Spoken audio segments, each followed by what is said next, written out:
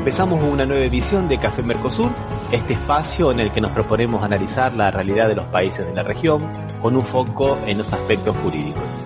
Nos pueden encontrar en www.cafemercosur.com y en las redes sociales, Facebook y Twitter, también como Café Mercosur.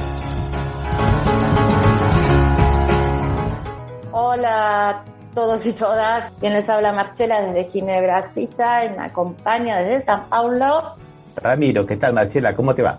Bien, acá estoy en esta Semana de la Memoria y vamos a presentar ya a nuestra invitada de hoy, nuestra querida compañera Marta Scarpato desde Bélgica, que es miembro de la Internacional de la Educación y representante de la Central de los Trabajadores. ¿Qué tal, Marta? ¿Cómo estás? Bien, bien, y con un gran gusto de verlos y poder platicar un poco con ustedes. Sí, es un gusto tenerte con nosotros y nosotras hoy. Bueno, vamos a hablar un poquito estamos en la Semana de la Memoria porque hace 45 años que el golpe cívico-militar en Argentina, justamente en la Escuela de la Armada, era una prisión clandestina donde torturaban, violaban, robaban bebés, un montón de cosas. Hoy ese lugar es el Museo del ESMA y es candidato a ser Patrimonio Histórico de la Humanidad, nominado por la UNESCO, nada más y nada menos. Entonces vamos a hablar un poquito con vos. Primero, contanos un poco, del museo en sí y después de toda esta proposición y de toda esta campaña que se está haciendo, ¿verdad? Sí, gracias. Gracias sobre todo porque creo que es muy importante que todos los compañeros y compañeras conozcan la campaña y entre todos ayudemos a que efectivamente al final de la misma la UNESCO reconozca a la ex Escuela de Mecánica de la Armada, uno de los centros de detención clandestina más importantes de la Argentina, la reconozca como Patrimonio de la Humanidad. Esta campaña en realidad empezó en el 2015, cuando estaba terminando el gobierno de Cristina Kirchner. Obviamente, y seguro que no sorprendo a nadie cuando digo que durante el gobierno de MM, esta campaña quedó relativamente archivada, no la cerró, pero la dejó absolutamente de costado y fue bien poco lo que se hizo, con lo cual, recuperado el gobierno, la Secretaría de Derechos Humanos y el Museo ESMA retomaron la campaña desde fines del 2019. Las circunstancias que tenemos de la pandemia han hecho que evidentemente no hayamos podido avanzar todo lo que se quería, pero ahora ha tomado velocidad habitualmente una campaña para el reconocimiento por parte de la por parte de la UNESCO de un lugar, tarda alrededor de 2 años. Uh-huh. Tiene una parte técnica en donde hay que reunir una serie de testimonios y hay que cubrir una serie de requisitos. La ESMA cae dentro de 2 de los requisitos más importantes que tiene la UNESCO. Uno es el criterio número 3, que pide que sea un testimonio fundamental de alguna actividad importante para la humanidad. Y el segundo requisito dentro del cual podría estar ESMA es el número 6, que requiere un reconocimiento nacional e internacional del sitio. Debo decir que entre los más de 1.100 lugares y actividades que están dentro de la lista de Patrimonios de la Humanidad, muy pocos, escasamente el 1%, está relacionado con los derechos humanos. Están la llamada Ruta del Esclavo, que va de la isla de Gorée, en Senegal, al puerto de Valongo, en Brasil. Está Auschwitz, en Polonia. Está el puente de Mostar, en Bosnia-Herzegovina. Está en la cárcel donde estuvo Mandela, en Robben Island. Y está el Memorial de la Paz en Hiroshima. Se dan cuenta que de por sí eso supone que no es fácil.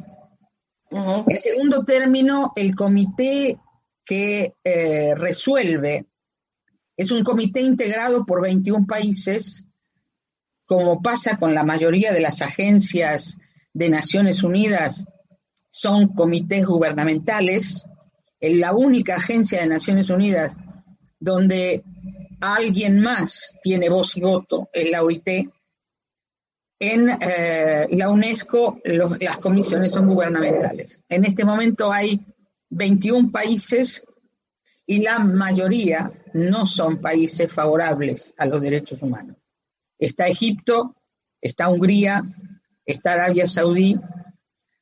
Se darán cuenta que la tarea, por lo tanto, no es fácil y requiere de todo nuestro apoyo y de toda nuestra solidaridad. Imagino que la inmensa mayoría de ustedes sabe qué fue y qué es la ESMA. Uno de los mayores centros de detención clandestina. Por ahí pasaron más de 5.000 compañeros y compañeras. Solo un 10% sobrevivió. Allí una gran cantidad de compañeras dieron a luz a sus hijos e hijas, ayudadas precariamente en un cubículo estrecho, que es uno de los lugares que más impresiona cuando uno visita la ESMA, ayudadas, digo, precariamente por las compañeras que también estaban ahí detenidas. Una enorme cantidad de esos niños y niñas, hoy adultos, están todavía siendo buscados por nuestras abuelas y desconocen su verdadera identidad. Gente que hablaba sin poder hablar, gente que oía sin poder oír, y un sonido que los envolvía sin piedad. Lo puedo oír, sonido del silencio. En la ESMA también funcionó el intento de Macera de montar un aparato logístico para su propia idea de partido político. Y, como digo, fue uno de los máximos lugares, no solo de detención, de ahí salieron numerosos vuelos de la muerte que, como bien sabemos, terminaban en el mar o en el Río de la Plata. Ese lugar, además, es una prueba viviente de un aspecto de las violaciones de los derechos humanos que hasta ahora no ha sido suficientemente reconocido. Y esto es el tema de la desaparición forzada. El valor estratégico de la ESMA es poner de relieve una práctica de las dictaduras latinoamericanas que lamentablemente se reproducen en otros lados, que fue la desaparición forzada de compañeros y compañeras. Entonces, la ESMA tiene además ese valor agregado, sirve, valga la expresión, para poner de relieve el rol que la desaparición forzada jugó en los terribles años de la dictadura militar. Yo quisiera agregar lo que estás diciendo también. Dime. El hecho de que también fue testigo de los delitos de violencia sexual de lesa humanidad, principalmente contra las compañeras, pero también contra muchos compañeros, principalmente de origen judío también, ¿no, Marta? Exactamente. Bueno, de hecho, la ESMA, el museo, tiene una exposición itinerante que en este momento va a ser de nuevo presentada, que se llama Mujeres en la ESMA. Y que tenemos un videíto para que la gente vaya viendo un poco cómo, los que no conocemos, para que vaya viendo cómo es el museo. Se comunica a la población que a partir de la fecha el país se encuentra bajo el control operacional de la Junta Militar. No nos dicen a nosotros si están vivos, si están muertos. Mi hija estaba embarazada de 5 meses cuando se la llevaron. Mi nieto tiene que haber nacido en agosto del año pasado.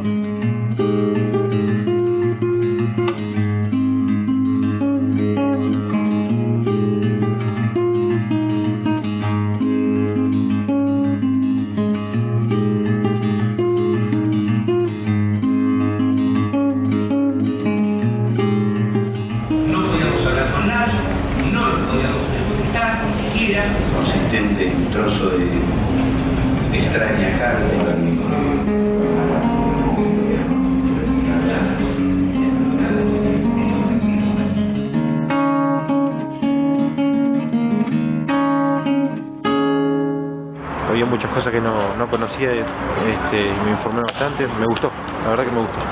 Nosotros hemos vivido en esta época, éramos adolescentes en esos momentos y lo que supimos después, ¿no? Que se vivió y venir y confirmarlo en el lugar es muy fuerte, muy movilizador.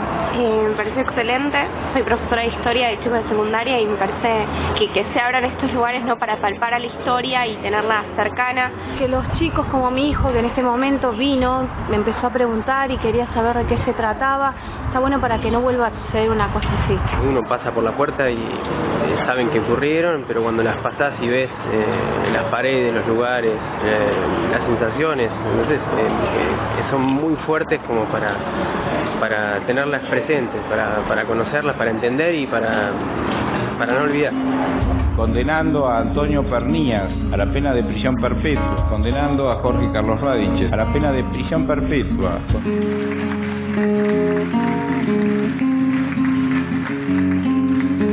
Este es un lugar donde, más allá de las ideologías que pueda tener cada argentino o argentina, es un lugar que merece ser visitado para conectarnos con nuestro pasado reciente, donde todos podamos reflexionar que en el medio de la ciudad, en esa trama urbana, en ese lugar, funcionó un centro clandestino de detención y que no podemos quedar sin reflexión sobre lo que pasó aquí.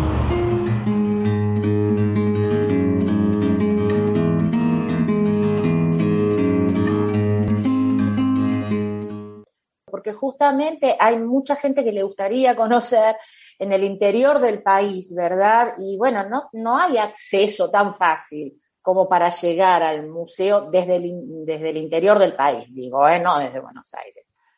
Bueno, de hecho, hay ahora toda una campaña en algunos lugares para facilitar eso. De hecho, hubo un programa muy importante que llevaron adelante las escuelas, los compañeros y compañeras de CETERA, que se llamó tanto Voy a los juicios con mi profe, como las visitas guiadas a la ESMA. Yo he ido 3 veces a la ESMA. La primera vez, que evidentemente es la más fuerte, tuve la gran fortuna de ir con una compañera, con Delia Bisutti, una compañera de SUTEBA, que ha sido secretaria y ha sido diputada y legisladora, y afortunadamente pude ir con ella y con una guía, una chica muy joven, estudiante de la carrera de Historia, que sirvieron para el ir con ellas, me ayudó enormemente para el impacto emocional que significa visitar la ESMA. Entre otras cosas debo decir, porque ahí estuvieron algunos de mis compañeros. Uh-huh. Y escuchar las voces de algunos, afortunadamente sobrevivientes, pero otros desafortunadamente no, es un impacto emocional sinceramente muy grande.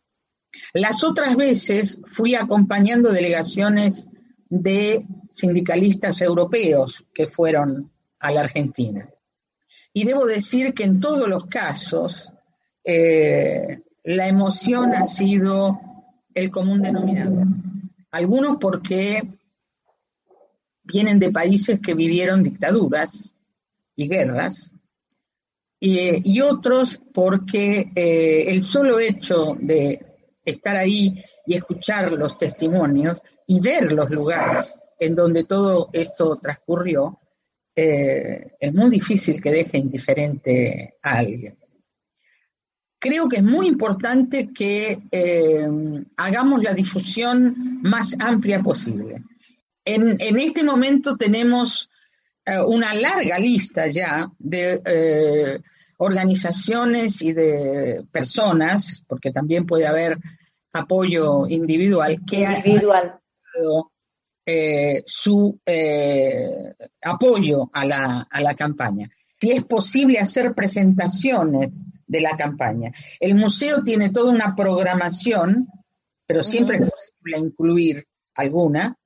Nosotros hicimos una ante la Coordinadora de Centrales Sindicales de Mercosur, hicimos otra ante la Confederación Europea de Sindicatos.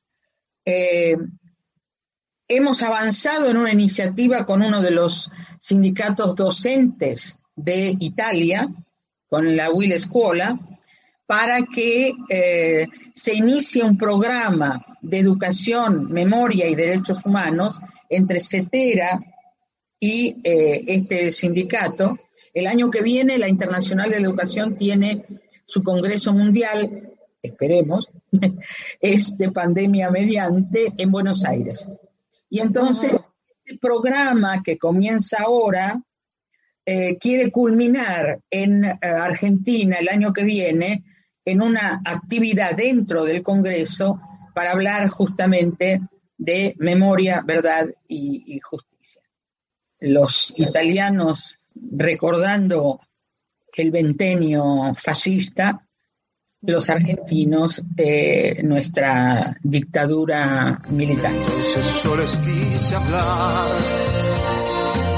entonces los quise ayudar, quise sentirlos como hermanos, quise tomarlos de las manos, pero no podían despertar ni entender. Me hundí en el silencio. Seguimos con Marta Scarpato hablando del Museo del ESMA, Museo de la Memoria también lo llamamos, ¿no?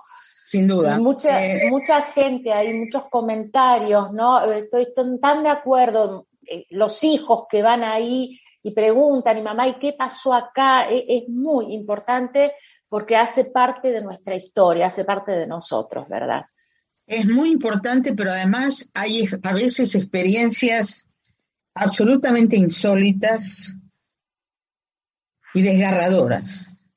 A mí me ha tocado en 2 ocasiones ver de cerca la experiencia de 2 personas, hijos, una hija y un hijo de represores.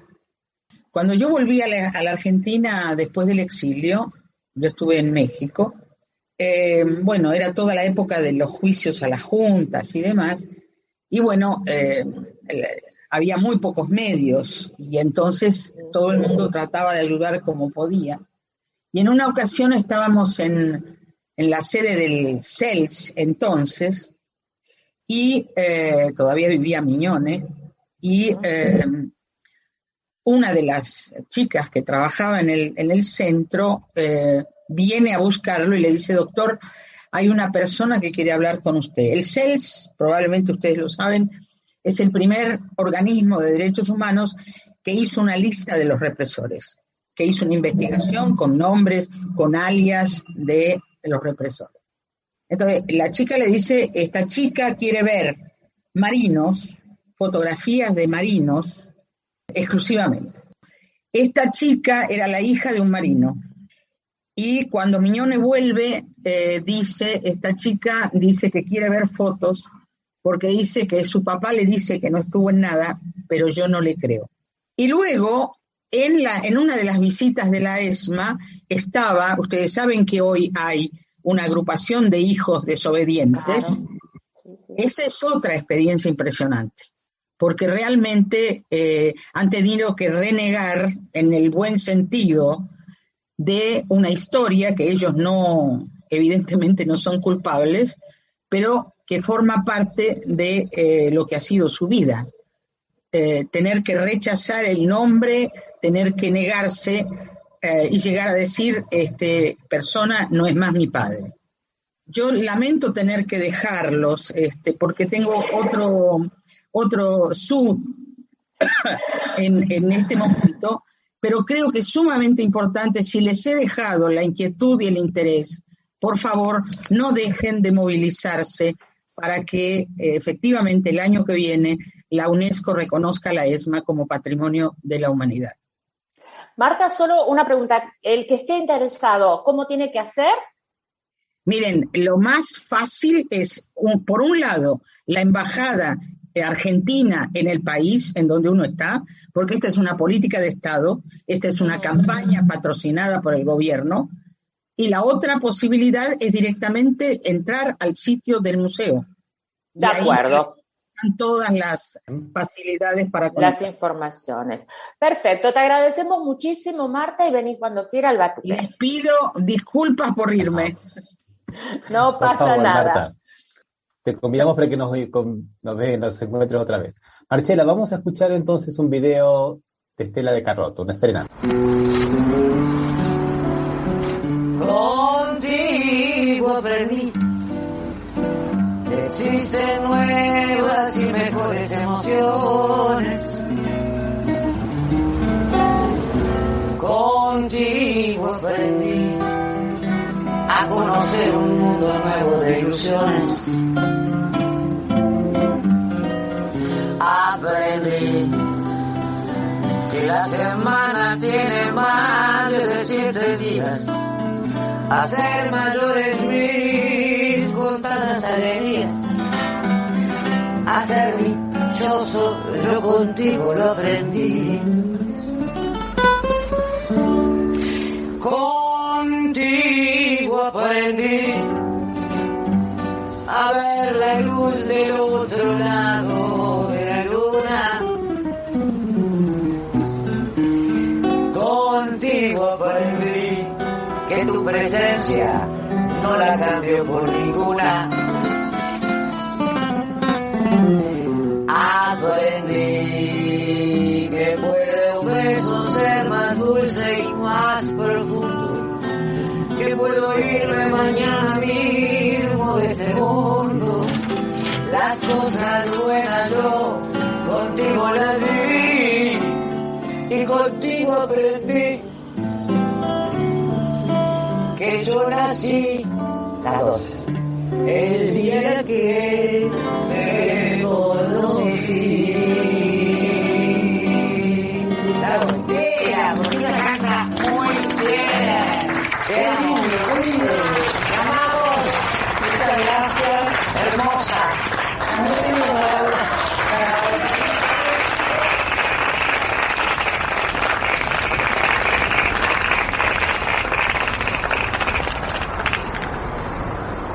Memoria, hermoso, verdad y justicia, sí. Esto se llama Serenata con Memorias. Así es. ¿Ya plantaste un arbolito, Marcela? Mira, lo iba a plantar el fin de semana, pero aquí había muchísimo viento, se me volaba todo en el jardín, así que no lo planté todavía, pero planté unas semillitas en mi casa, al interior, ¿no? Bueno, pero no sé si da para verlo mucho, pero voy a plantarlo, total, todavía tengo tiempo y ahora el viento está bajando un poquito, pero sí, este año la campaña es Plantamos Memoria. ¿Vos plantaste la tuya, Rami? Sí, fui buscando la foto, lo planté en algún lado y en realidad lo trasplanté, era un pomelo que tenía, un árbol de aguacate que estaba chiquitito, los planté en lugares mayores y bueno, de esa el manera... aguacate es la palta, ¿no? Sí, la palta. De esa manera estamos, es verdad, de esa manera estamos, digamos, simbólicamente desde el exterior también poniendo nuestro granito de arena para la campaña de plantar, ¿no? Plantar árboles, ya que no podemos manifestarnos físicamente por causa de la pandemia, por lo menos simbólicamente lo hacemos a través de ese gesto, ¿no, Marcela? Y estamos viendo imágenes de las comisiones que yo no sé si las vendían o las regalaban, o dabas a comisión lo que querías.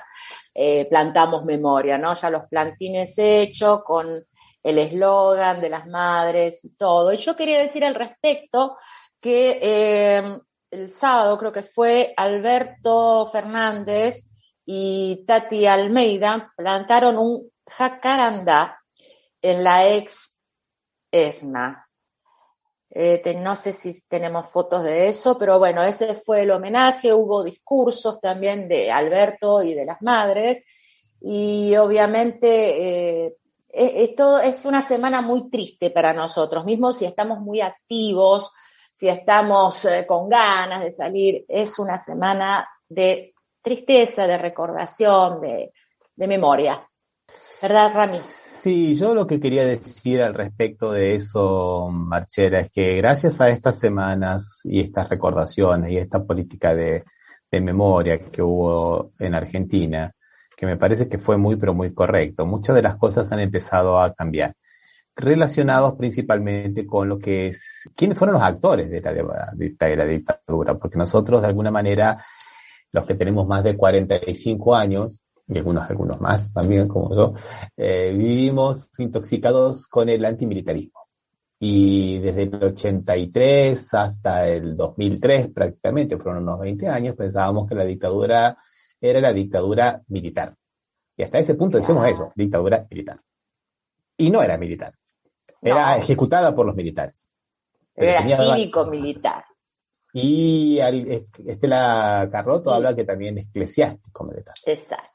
Y tiene razón, pero era cívico-militar. Y en ese orden, cívico-militar, porque la dictadura no se organizó en los cuarteles, se organizó en el departamento de José Alfredo Martínez Dios, que después sería el ministro de Economía por 5 años, que elaboró el plan neoliberal que destruyó la economía de Argentina. O sea, la dictadura cívico-militar en ese orden. Y muchos otros partidos, por ejemplo, que le prestaron militantes, no solamente militantes, no, sino cuadros políticos que fueron gobernadores, intendentes, ¿no? Podemos citar a varios partidos, ¿no? Algunos con nombres democráticos, como el Partido Demócrata Progresista, ¿no? Y la Demócrata Social también, de Martínez Raimonda, que tuvo varios intendentes, varios gobernadores cívicos durante los 7 años de la dictadura militar. Entonces es interesante eso. ¿Por qué lo digo? Porque está bien, digamos que se asumió que a partir de la política de los organismos de derechos humanos, de memoria, verdad y justicia, los militares eran los culpables. Claro, está perfecto. Pero ahora que empiezan a aparecer los otros, comienzan a aparecer los palos en la rueda en los procesos. Cuando empezamos a ver la otra parte, la parte civil.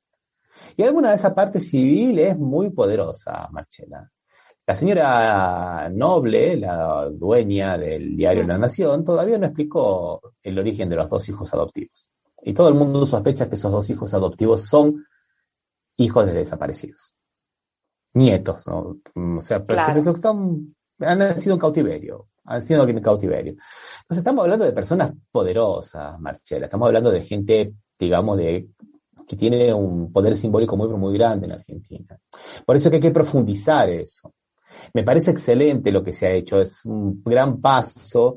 Si podemos hacer una especie de comparación con Brasil, vemos que por suerte se ha hecho en Argentina, ha cicatrizado muchísimas heridas, mientras que en Brasil esas heridas siguen estando todavía muy abiertas. Acá se hizo una política, digamos, en el sentido monetario, de remuneración, de indemnización a las víctimas de la dictadura, pero nada más. Acá Brasil ha sido condenado por la Corte Interamericana de Derechos Humanos por no haber hecho eso, lo instó a que lo hiciera, y en la época de Dilma Rousseff hicieron una cosa así, más o menos, ¿no?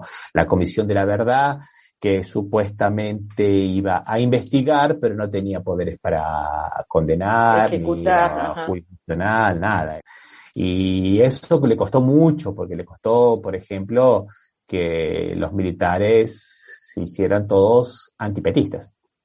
Cuando el gobierno del Partido de los Trabajadores fue el que más les dio posibilidades de ascensos, más los equipó. Nunca los militares estuvieron tan bien como con el gobierno de Lula.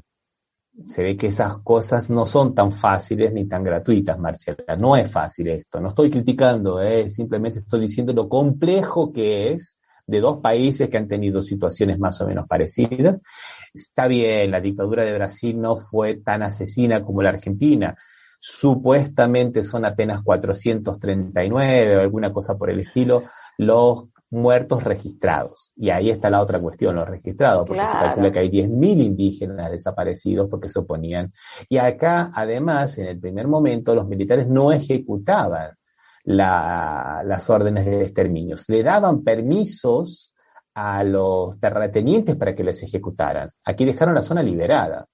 Entonces, gente que haya sido asesinado, son pocos los casos documentados. Y es interesante porque a la medida que no se investiga, no se sabe. Claro. ¿Cuánto, Marcela, aprendimos en Argentina con los juicios? Muy interesante lo que estás diciendo, Ramiro. Yo creo que sí, tanto en toda Latinoamérica que ha sufrido estos golpes cívico-militares, tanto Chile como Brasil y todo, yo creo que en Argentina fue el país donde más hizo por los derechos humanos, por recuperar a los nietos, por encontrar también los cuerpos, digamos, de los desaparecidos, o las fosas o los lugares donde podrían estar. Yo pienso que sí, que se ha hecho muchísimo, y también creo que esto ha sido mucho lamentablemente o positivamente para nosotros, los gobiernos populares y nacionales como de Néstor Kirchner y de Cristina Fernández de Kirchner, ¿verdad? Ellos han hecho muchísimo por los derechos humanos. Y bueno, ahora volvimos otra vez en un gobierno nacional popular y de a poquito se siguen haciendo, como esta campaña internacional para recuperar tu identidad. Todo está clavado en la memoria, espina de la vida y de la historia. La memoria pincha hasta sangrar a los pueblos que la amarran y no la dejan andar, libre como el viento. Quiero leer lo que nos dice un compañero que nos está acompañando. Fernando Isás dice, hablando de Palestina, Golda Meir sentenció, los viejos morirán y los jóvenes olvidarán. La última dictadura implementó en nuestro país también una ocupación como la israelí. Acá estamos, los jóvenes de entonces, recordando a nuestros 30.000 por verdad, memoria y justicia. Qué lindo, le salió del corazón a Fernando. Muchísimas gracias por tu comentario, Fernando. Sinceramente, lo comparto, obviamente, y muy lindo. Rami. Vamos a una musiquita, ¿qué te parece? Dale. Vamos a otra serenata, la serenata a Tati Almeida, ¿qué te parece? Bueno, dale. Los amados trayendo este mensaje. Bésame mucho, como si fuera esta noche la última vez.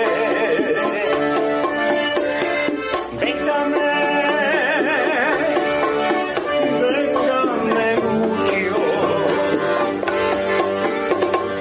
que tengo miedo a perderte después.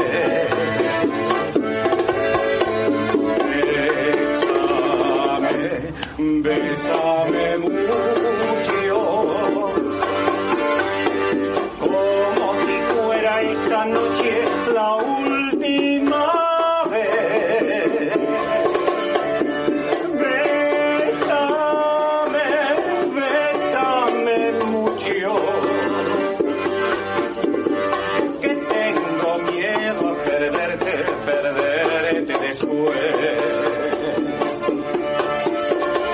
Que tengo miedo a perderte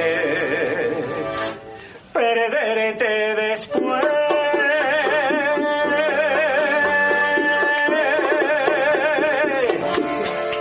Tengo 90 años, pero no he perdido el sentido del buen gusto y del recuerdo, porque son canciones de mi época. Ay, una maravilla. Para ti, Tati, gracias a ti, gracias. Estás escuchando Café Mercosur. Somos Latinoamérica, no lo olvidemos nunca más. Somos Latinoamérica, no lo olvidemos nunca más. Somos Latinoamérica. Qué dulce, Tati, ¿no?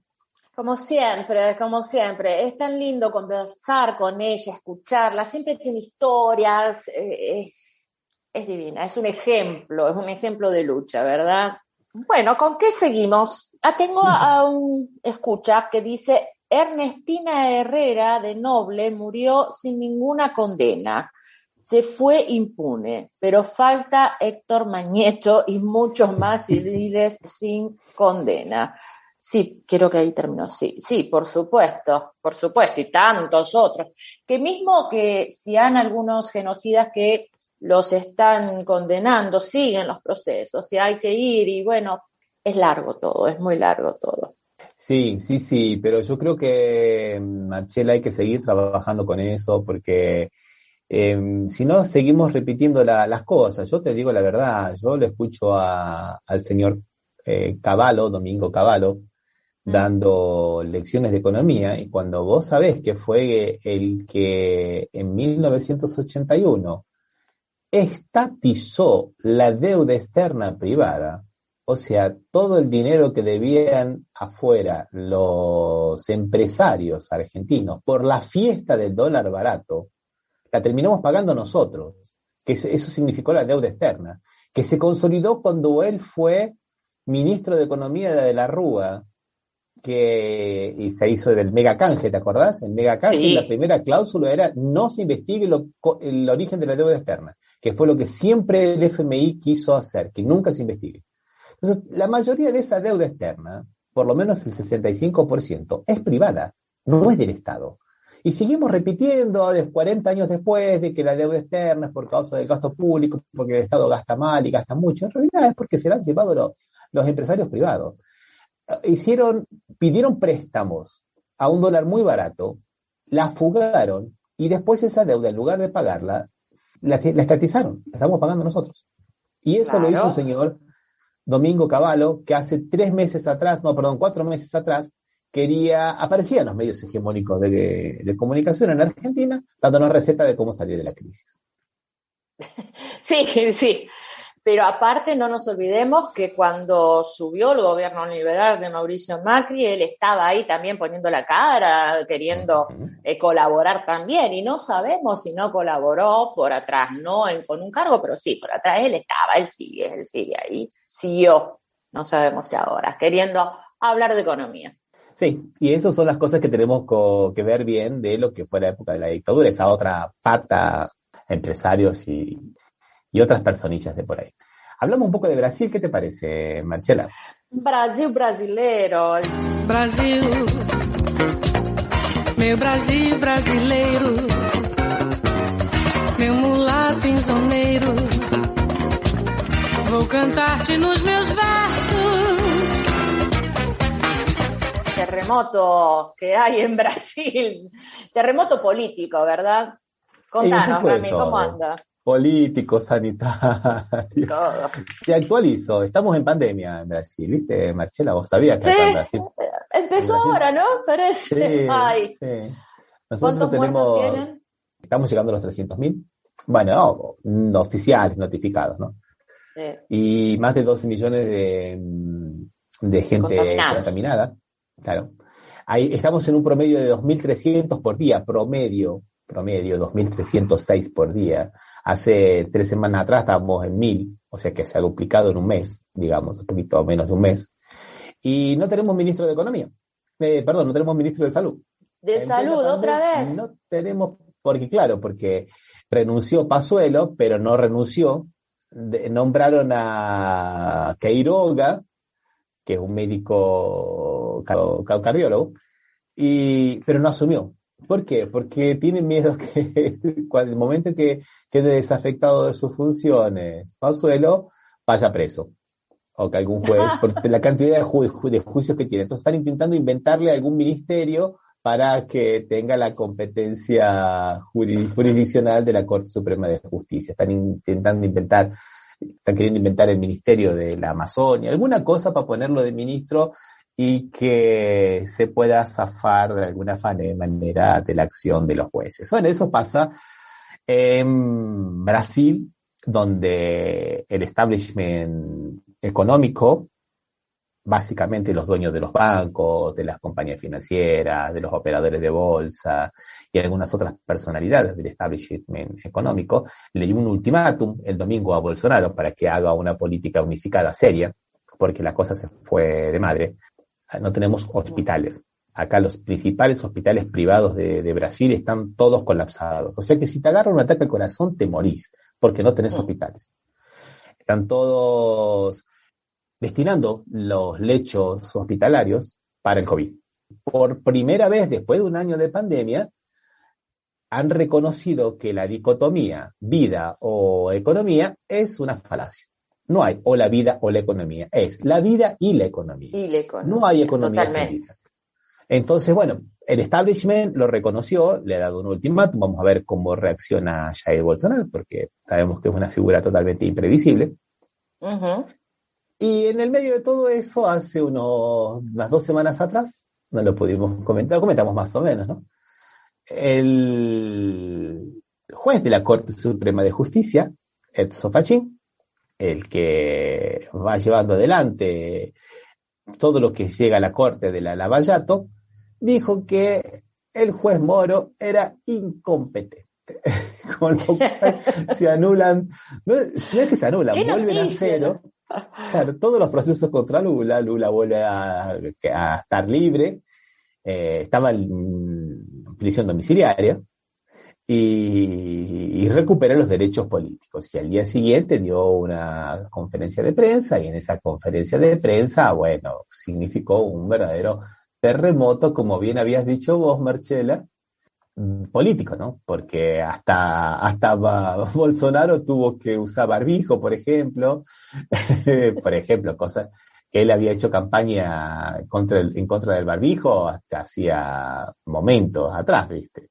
Y bueno, y se empezaron a alinear todas las cosas a través de Lula. Lula sigue siendo la figura predominantemente política acá en Brasil, ¿no? La principal figura. Después vendrá Jair Bolsonaro, pero Lula es lo primero, ¿no, Marcelo? Es que fue él el que está haciendo lo posible, digamos, para que lleguen vacunas también, a Brasil. Claro. Él no está en el gobierno, está la oposición, pero él está haciendo campaña, fue vacunado ya, y está haciendo campaña para ver si pueden, cómo los pueden ayudar para que las vacunas lleguen a Brasil. Porque eso es lo que también tiene Bolsonaro, que muera quien tiene que morir, eso lo dijo. Y bueno, no llegaban vacunas, no se ocupó en construir o en implementar nuevos hospitales. Es un desastre.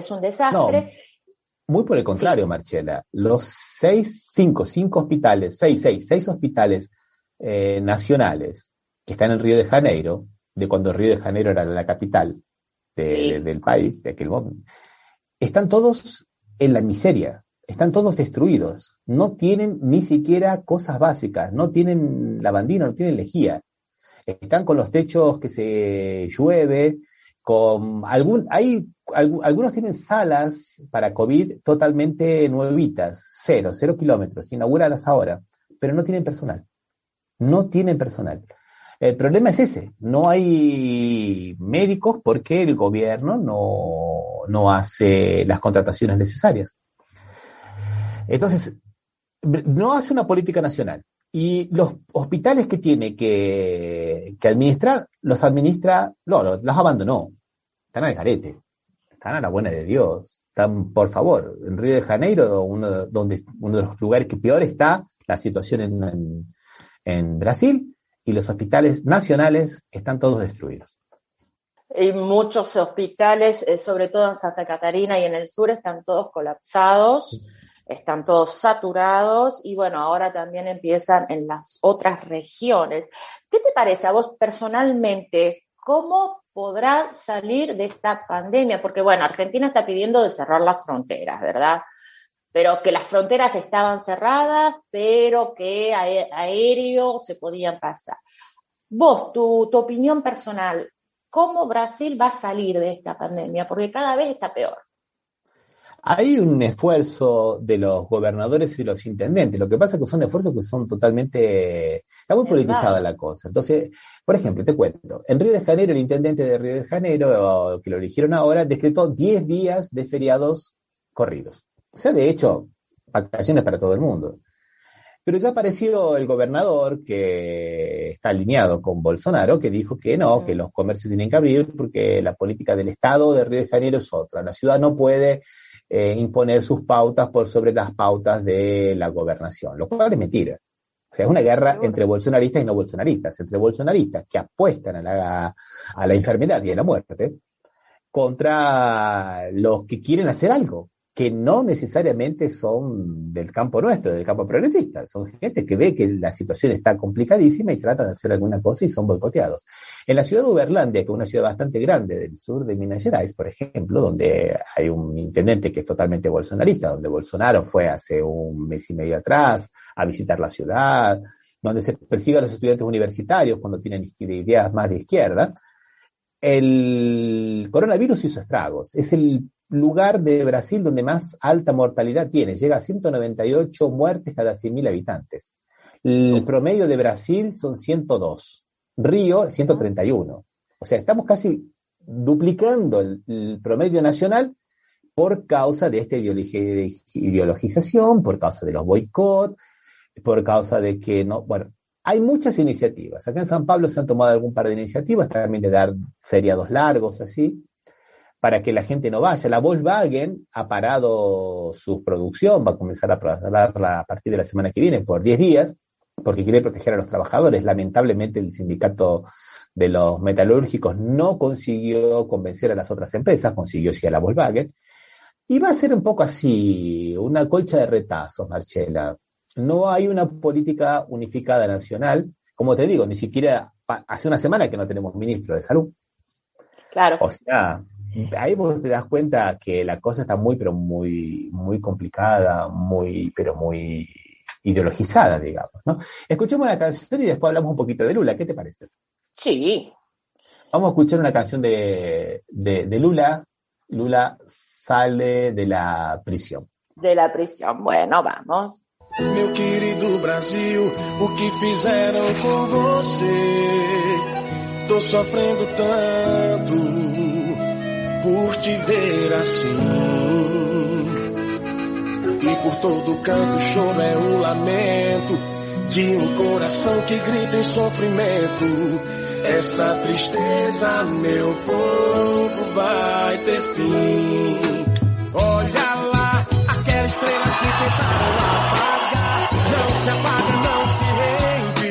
É o brilho dos olhos da gente. Olha ela lá, uma ideia ninguém pode aprisionar. Um sonho cada vez mais livre, acesa a esperança vive. Olha Lula lá, chama que o povo quer. Chama que o homem dá jeito. Chama que é Lula nos braços do povo. Chama que o povo quer. Chama que o homem dá jeito. É o Brasil feliz de novo. Os poderosos podem matar uma, duas ou três rosas, mas jamais conseguirão deter a chegada da primavera.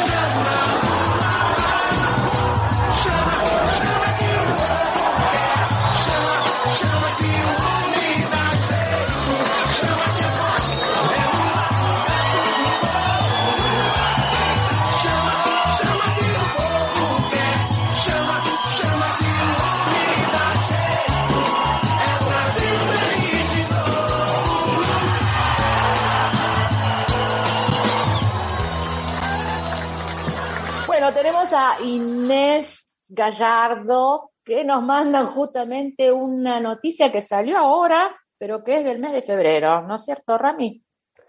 Creo que es de diciembre, si no me equivoco. Ahí tiene un poco que ver con este clima de bolsonarismo que se ve, lo que yo te comentaba anteriormente, Marcela. Es una señora que iba, gerente de una panadería, que iba a abrir la panadería, y se encontró con que en la puerta de la panadería había 2 policías que habían, digamos, detenido, ¿no? A un traficante de pequeña monta. Tenía 5 o 6 cositas de cocaína, ravioles de cocaína. Y se demoraba un poco esta prisión, ¿no? Y fue a decirle a la policía que estaba perturbando la entrada de los clientes. Y ahí los policías, ¿no? Con esta cuestión de autoritarismo y machismo, ese mix tan fuerte que nosotros hemos visto últimamente, principalmente desde la llegada de Bolsonaro. Y era un poco lo que comentábamos también el 8 de diciembre, ¿te acordás que yo te decía que la llegada de Bolsonaro significó un gran retroceso para los colectivos feministas, porque las mujeres empezaron a padecer todo este tipo de arbitrariedades? Entonces el policía, por 38 segundos, le hizo como una llave, digamos, y la dejó sin respiración. La podía haber matado. Pero no es la primera vez que nosotros estamos viendo estas cosas en Brasil. Ya a otra mujer también de 45 años, dueño de una panadería acá en el Gran San Pablo, un policía le puso, se le paró encima del pescuezo con un pie. Le podía haber quebrado el pescuezo, solo porque, el cuello, digamos. Perdón. Sí, pero se entiende, porque también se dice pescuezo, para los pollos. Exactamente. Exactamente. Una persona que tenía casi 2 metros, que debe haber pesado más de 110 kilos, una mole, todo el cuerpo en un pie en el cuello. No le quebró el cuello de casualidad a esta mujer, solo porque esta mujer fue a decirle que la persona que la había abordado era un cliente de la panadería y nada más. O sea, no se le puede decir nada a estos trogloditas que enseguida reaccionan de esa manera, principalmente con las mujeres. Y las mujeres, y sí, la mujer también, y la gente de color también, ¿no? Porque hay un componente misógino y racista muy fuerte, muy fuerte. Sí. No es de ahora esto, no es de ahora, esto ya viene desde siempre, pero tienen más fuerza ahora, están más apoyados, digamos, ¿no? Sí, hagan. Es como la ley del gatillo fácil que tuvimos en Argentina, ¿no? Cuando estuvo Patricia Bullrich, de que los autorizaba a hacer determinadas cosas y que estaba todo bien. Y bueno, en este momento yo creo que la policía y la violencia y el racismo en Brasil está en ese aspecto, está pasando por todo eso. Y otra cosa, una lógica que nosotros heredamos y que se sistematizó muchísimo durante la época del nazismo, Marcela, es la diferencia entre buenos y malos. Los buenos tenemos derecho a todo y a los malos no tienen derecho a nada. Entonces, por ejemplo, estaba pensando en lo que ocurrió en Argentina con Infran, que reprimió a los manifestantes, y Rodríguez Larreta, que se sumó y fue al programa de Novarecio, periodista de Rosario que nosotros conocemos, una persona con muy pocas luces, muchas palabras y pocas luces. Y la periodista que estaba con Novarecio le preguntó también muy provocativamente, me encantó la provocación, ¿está usted haciendo campaña o está describiendo un hecho? ¿Es cierto que no participó de un acto en la Casa de Gobierno porque estaba Gildo Infran y condena la violencia institucional? Es cierto, condeno los hechos no solo la violencia institucional, sino 25 años de una forma de gobierno autoritaria, donde veíamos a gente que no la dejaban entrar a la provincia. Es cierto que por eso no... Ahora, ¿usted está en campaña o lo condena en serio? Porque la policía de la ciudad reprimió en las últimas semanas marchas de trabajadores de salud, a los hinchas en el velorio de Maradona, una marcha por la justicia de Santiago Maldonado, una marcha por pedido de justicia de Santiago Maldonado. ¿Esas las condena también las de la policía que usted controla? La policía de la ciudad responde cuando hay violencia sobre la policía de la ciudad. ¿Qué fue lo que pasó? Diste el ejemplo, el caso de Maradona fue clarísimo. Están todas las imágenes televisivas de gente agrediendo a la policía. Al agredir a la policía, además con el riesgo de que había gente en el lugar... lo mismo dice Gildo Infran. Yo no sé qué dice Gildo Infran. Que la policía de Buenos Aires reprime, y ha reprimido mucho, ha reprimido al Borda, ha reprimido a los jubilados que fueron a manifestarse en el Congreso, reprime muchísimo. Y ahí salió Novarecio. Miramos Novarecio cómo tiene incorporada esta cuestión de la teoría del amigo-enemigo. Yo quiero decir algo, ¿no? O sea, tenemos la libertad absoluta de hacer lo que queremos. Obvio. Me parece que Infran es un señor feudal y que si hay represión merece ser analizada. A mí, yo tengo la necesidad de decirlo, frente a vos, Rosario, sabes lo que te quiero. Te digo, me parece que las embarazadas pariendo en los montes, la creación de límites interiores de Infran se parecen bastante poco. Parece que no tienen nada que ver con esta situación. En cualquier caso, creo que en el caso de Maradona y demás, debería darse una respuesta judicial. O sea, me parece que son dos situaciones. Infran es una cosa, lo que sí me parece una sobreactuación probablemente es no concurrir al acto. Me parece que esto forma parte de un acto más político que... Es válida tu opinión, Luis, y podemos no estar de acuerdo. No, discúlpenme, señores, acá no estamos cuestionando si una persona es buena o es mala, si es democrática o no es democrática, si eso fue... Es un hecho. No podemos nosotros seguir pautándonos por si quién es una persona que nos gusta o no nos gusta. ¿Reprimió o no reprimió? ¿Está bien reprimido o está mal reprimido? ¿Se excedieron o no se excedieron? Porque si no estamos en la teoría de Hitler. Bueno, los judíos hicieron eso. No, pero mire que no lo hicieron. Bueno, sí, pero los judíos son malos, sucios y todo. ¿Se entiende? O sea, los judíos son malos y por eso no tienen derecho a ninguna defensa. Lo mismo acá. Pero usted dice que reprimieron, pues usted también reprime. No, pero el otro es malo. El otro es un feudo. Es la misma lógica que se maneja aquí, ¿no? Y de hecho se ha desatado acá en Brasil. No piensa como yo y lo persigo. Más que nada eso, no piensa como yo, entonces malo, ¿no? Sí. Es más que nada eso. Creamos ese otro, ¿no? Creamos un otro que no soy yo, al cual le vamos a poner todo lo malo.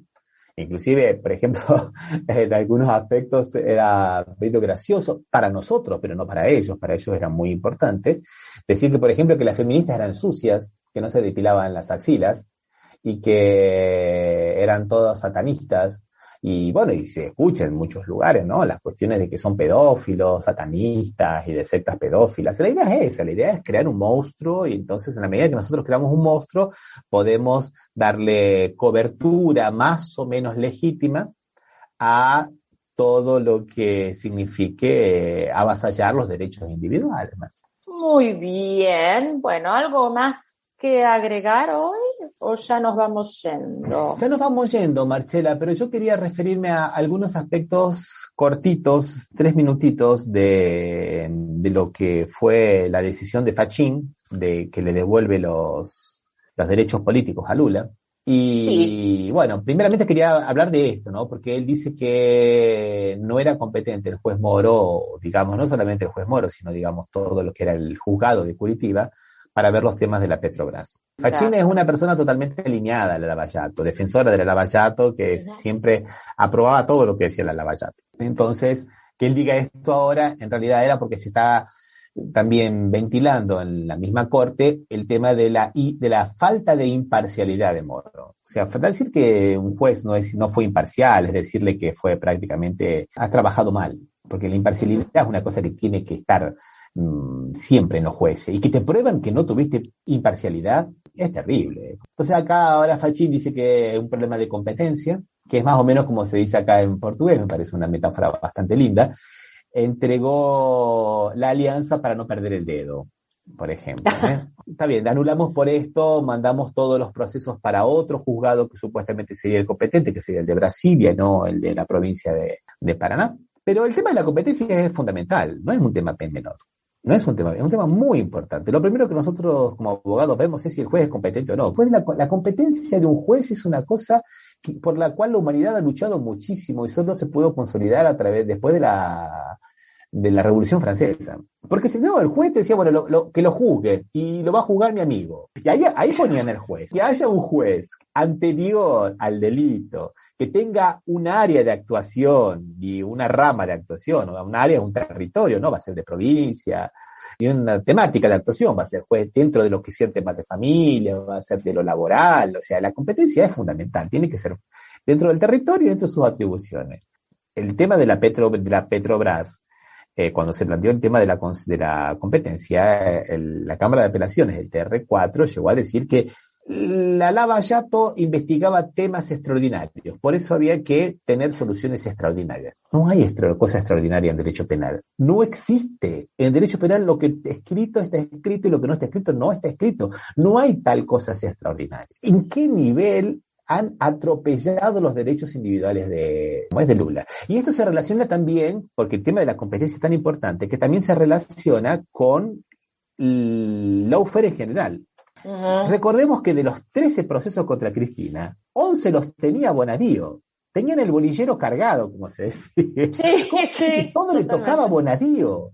Cada juicio con Cristina, Bonadío y Stornelli. Gran casualidad, sí.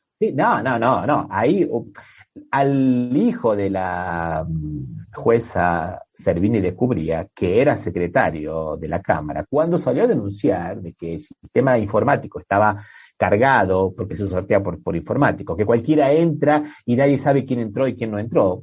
Cuando en una causa no cayó en Bonadío, se acabó la luz, se cayó la energía y tuvieron que sortear de nuevo. ¡Qué casualidad! Porque no todos los jueces son del lawfare. Hay que buscar aquel juez del lawfare que esté dispuesto y ver cómo metemos los procesos en ese juez, es lo que también se llama en Argentina el forum shopping, ¿no? Elegir el juez, ¿no?